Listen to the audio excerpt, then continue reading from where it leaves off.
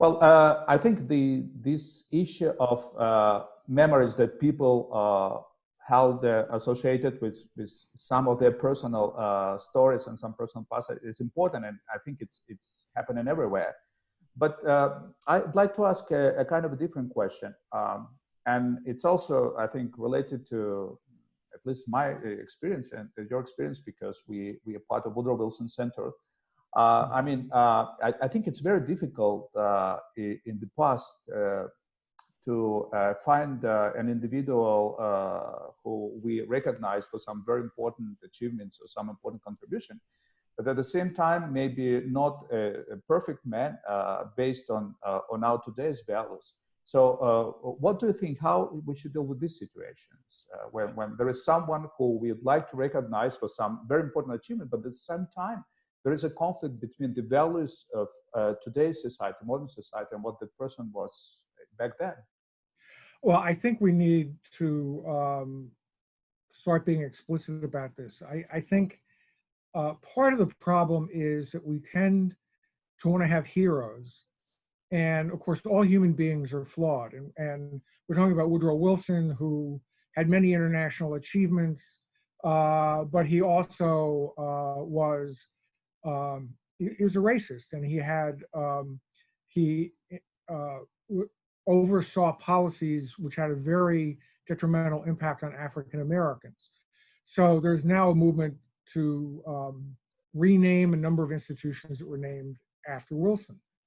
And I think this leads to two points. One is, rather than commemorate people, we should commemorate achievements. And that leads to the second point, which is, if we are going to commemorate people, we should be very clear-minded why we are commemorating them, and understand that as human beings, they will have faults which may in the future look much more negative than they do now. And therefore, we need to be clear-minded about why it is we're memorializing people. I think with Wilson, he's the only president with a PhD. He promoted the notion of knowledge-based government. He in the end granted women the right to vote, although he had opposed it for a long time. He was the first internationalist president. It was under his watch that the United States became a global power, which is maybe to some problematic in and of itself. But those are the kinds of achievements that he was recognized for. And for a long time in the past, the racism was either shunted aside and ignored, or it was, well, he was just a man of his time. But in fact, even in his time, he was an outlier.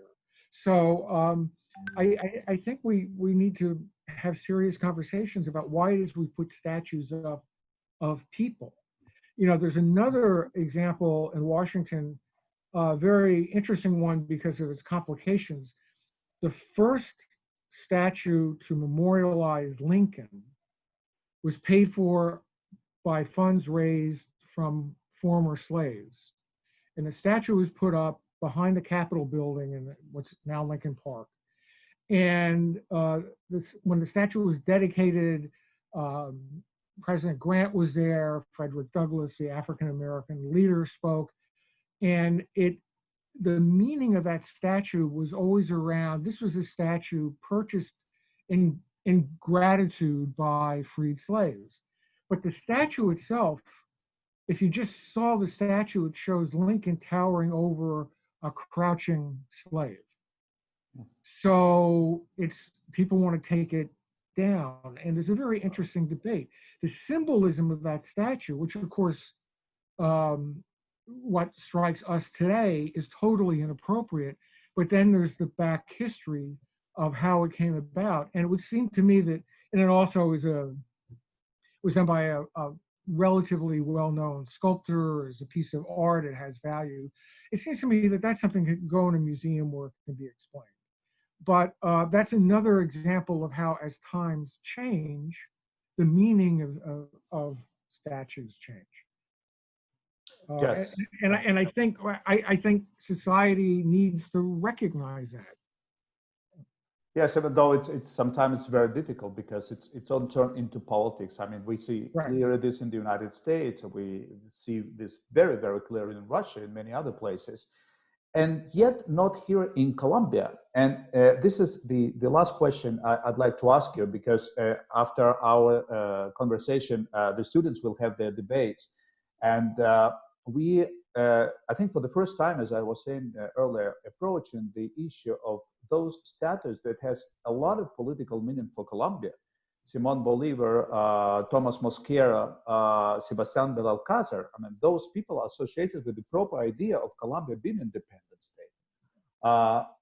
And we do know now, and I mean, what happened in the United States with the assassination of George Floyd has, as you well know, a global impact. And this is also one of the clear evidences, despite of everything, of the importance of the United States for, on the global scale.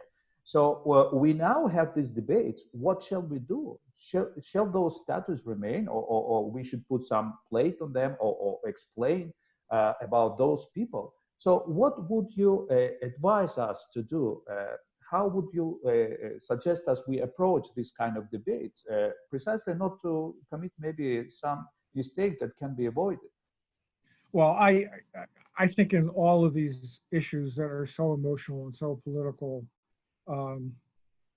you're almost guaranteed to make a mistake no matter what you do. So sort of recognize that going into it.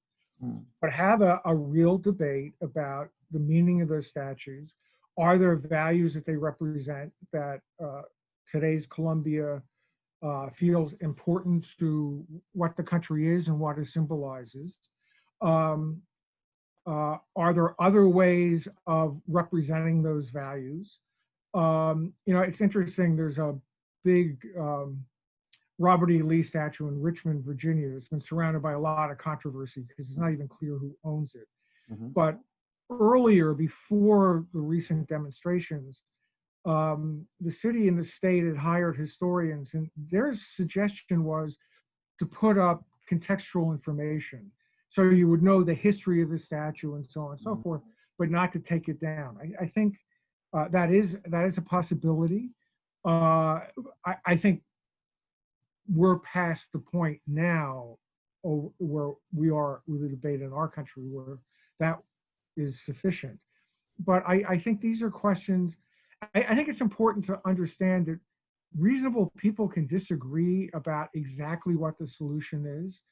But what should be clear is if, as slaveholders, the people in these statues represent values that are no longer embraced by Colombia as, or aspirations for Colombians for their country, that needs to be recognized and somehow acknowledged, either by putting statues in museums, putting up explanations, putting up other statues.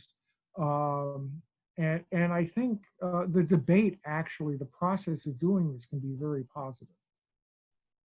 Well, yes, we'll try to do our best, and actually that's what we will now debate with the students. But I would like to thank you, Dr. Ruble, for your time and your expertise, very thoughtful answers that really help us to understand better both what is happening globally, what is happening in the United States, but also to approach, I think, the very delicate, but very, very important issue we're facing now in Colombia.